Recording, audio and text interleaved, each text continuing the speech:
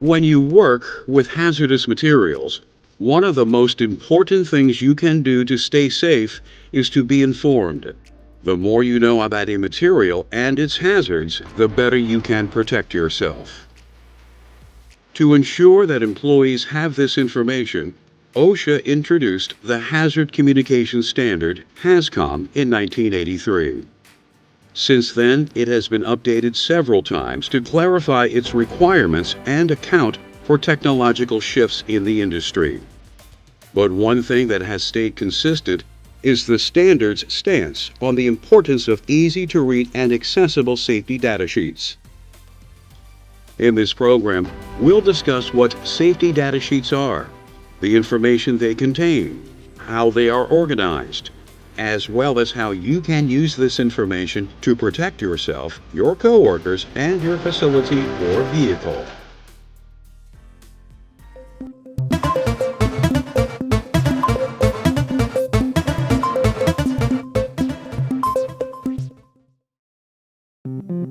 When you don't know enough about a material you're working with or its hazards, there is a higher chance that you will injure yourself or your coworkers.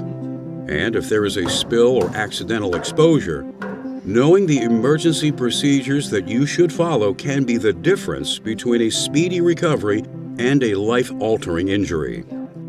For any material that you work with, you should know exactly what the material is and what its hazards are, what procedures you should follow in handling and storing it, and what you should do if there's an emergency involving the material. Conveniently, you can find all this information and more in one place, the Material Safety Data Sheet, SDS. Under OSHA's Hazard Communication Standard, hazmat producers and distributors are required to provide safety data sheets for each of their products. The information that safety data sheets contain, and the way they present that information, is done according to the Globally Harmonized System of Classification and Labeling of Chemicals. This system, called GHS for short, was established by the United Nations to help people anywhere in the world get accurate information about hazardous materials regardless of what language they speak. It accomplishes this by standardizing how materials are classified, how their hazards and safety precautions are described, how those facts are conveyed, and how pictograms are used to indicate a material's hazards. GHS safety data sheets organize hazmat information about a material into 16 numbered sections, which always appear in the same order. Data that's likely to be needed in a hurry, such as a material's name, composition, hazards, safety precautions, and emergency procedures is presented in the first 6 sections. Information on safe handling and storage procedures is located in the middle of the SDS, followed by more specialized technical information toward the end. All of the data in GHS safety data sheets is presented using clear, non-technical language and standard phrasing. So it's easy for people who work with hazmats to get the information they need when they need it. Companies that use or handle hazardous materials should keep their SDSs in a central location, so all workers have easy access to them. If you are on the road, you can access a material's SDS online. Any hazardous materials that you are transporting should also have shipping papers, which also provide information about the material and the safety precautions you should take with it. In some cases, companies may store safety data sheets in a way that covers groups of hazardous chemicals that are used in a work area or a process.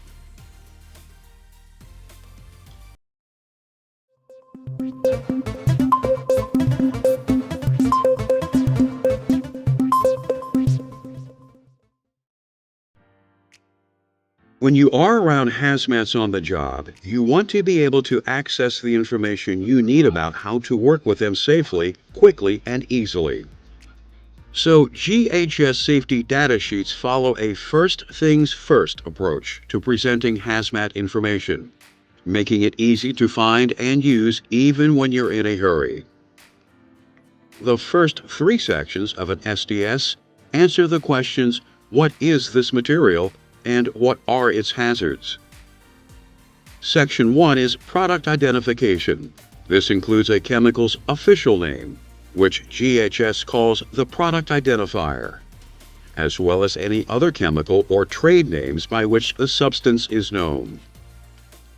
It also provides the name and contact information of the company that supplied the material, and includes a 24-hour emergency telephone number. Section 2, Hazard Identification, provides information on a material's hazards, including its hazard classification, such as flammable solid, hazard statement, such as harmful if inhaled, and its signal word, which will be either warning or danger, depending on how hazardous the substance is. It also contains a pictogram with symbols depicting its hazards. Section 2 also describes safety precautions that should be used while you're working with the material, such as keep away from heat, do not breathe vapor, and wear protective gloves. As you can see, one objective of the GHS system is to make hazmat information as user-friendly as possible by presenting it in plain language. The third section of a GHS safety data sheet provides technical details about a material's composition, including information about any other chemicals that it contains. This can be particularly important when a substance is a mixture of a number of ingredients. One thing to note is that some manufacturers want to avoid listing the exact quantities of their ingredients so they can protect their trade secrets. So to help companies protect their product formulations while still making sure workers are getting the information that they need to work with it safely, OSHA allows manufacturers to provide a prescriptive range in Section 3 for the quantities of the ingredients that make up the material. OSHA helps them with this by providing a list of ranges they can use, such as 0.1% to 1%, 5% to 10%, 30% to 60%, 80% to 100%, as well as narrower ranges OSHA has developed. Manufacturers can also use their own ranges, as long as they are more narrow than those on OSHA's list. Section 3 also includes the material's common name and any synonyms it has, its Chemical Abstract Service (CAS) number, and any other unique identifiers.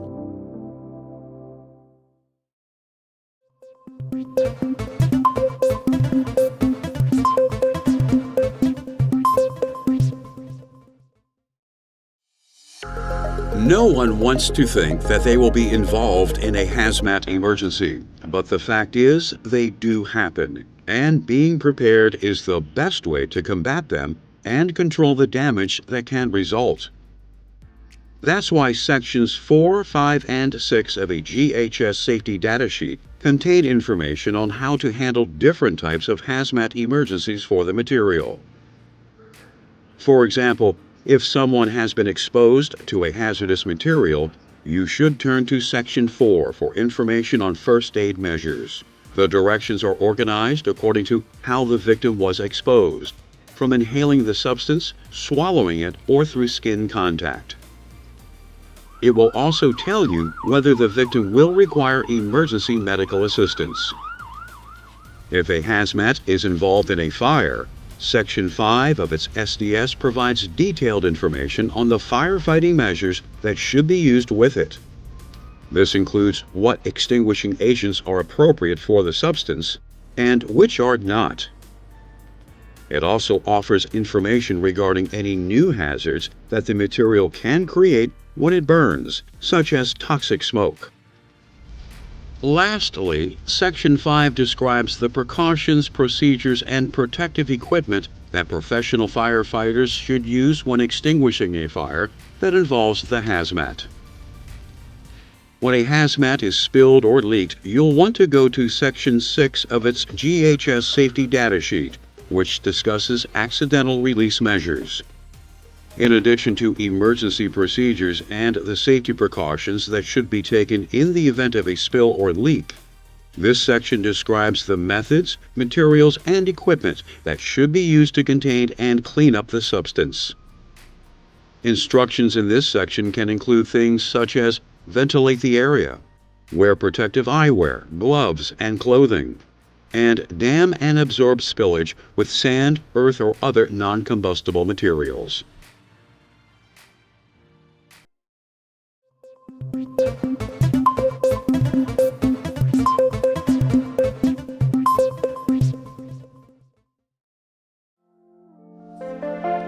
To provide easy access to the data you need most urgently, GHS safety data sheets present hazmat information in priority order. The first 6 sections of an SDS tell you what you'll want to know in a crisis when every second counts. But the best way to steer clear of hazmat injuries is by preventing emergencies from happening in the first place. So the information in SDS sections 7 through 10 describes the safe handling practices that can help you to avoid hazmat exposure incidents and spills.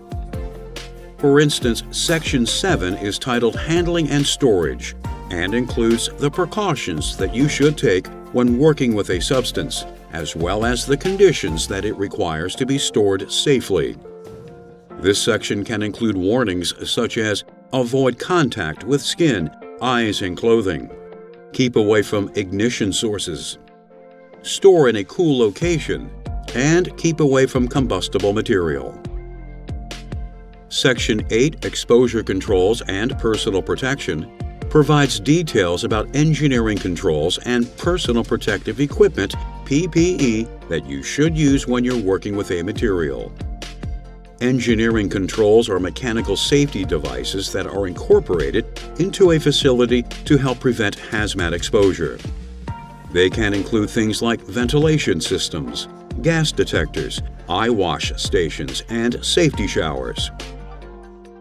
The personal protective equipment information may state that working with some materials might mean you have to wear PPE such as rubber gloves, goggles, face shields, or a respirator.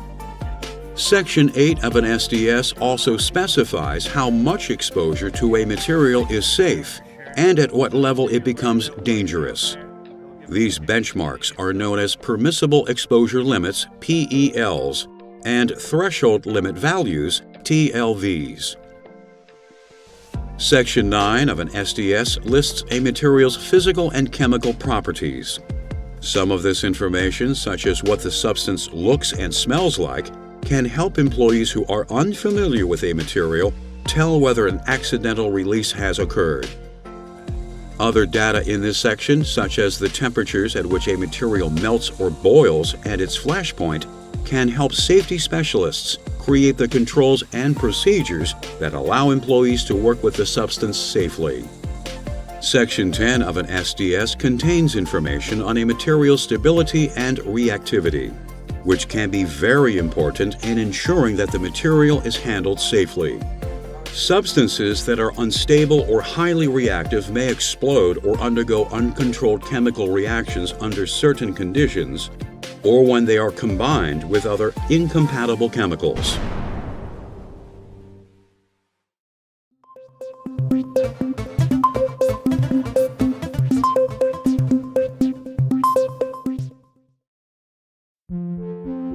Most people who use GHS safety data sheets want hazmat information that's user-friendly and presented in clear, non-technical language. But other SDS users, including supervisors and environmental managers, need to know specific technical details about a material. To find these, they can look in sections 11 through 16 of an SDS. For instance, Section 11, Toxicological Information, focuses on the adverse effects that a hazardous substance can have on living things. This data includes how toxic a substance is, how it can get into the body, the symptoms of exposure, and the acute and chronic effects that it can have, including its potential to cause cancer. Section 12, Ecological Information, discusses the environmental impact a chemical can have if it leaks or spills. It describes how the material behaves when it is released into the earth, air, and water, how long it can remain in these elements, and what effects it can have on plants, wildlife, and other aspects of the environment. Section 13, Disposal Considerations, explains how a material should be cleaned up, as well as the precautions that should be taken when disposing of it. For example, if a material is flammable, it might need to be cleaned up using non-sparking tools. Section 14, Transport Information, provides data that is required when a material is being transported, including its proper name, UN number, hazard categories, and safety precautions. Section 15, Regulatory Information, lists any additional safety, health, and environmental regulations that apply to a product that have not been listed anywhere else on the SDS. And last but not least, Section 16, Other Information, contains data about a substance that doesn't fit into any of the previous sections, as well as specific information on how and when the SDS itself was prepared and revised.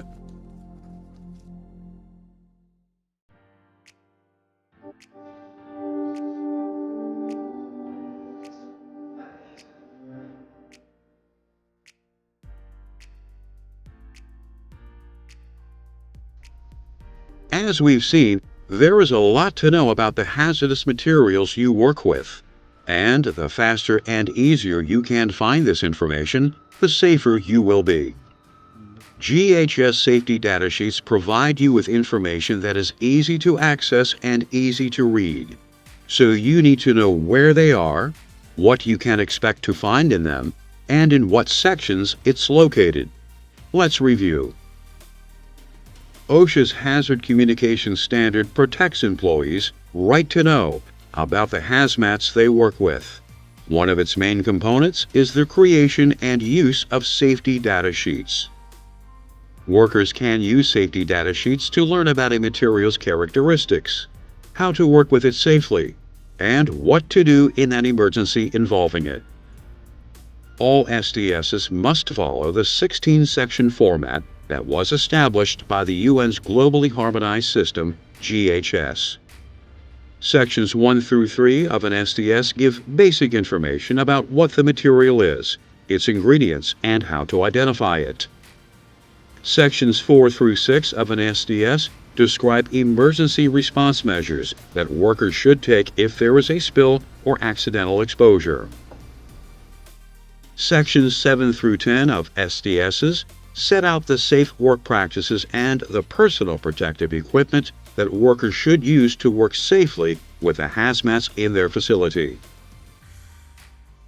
Sections 11 through 16 of an SDS give people like supervisors and environmental managers technical information about a material, such as its toxicology and potential ecological impact.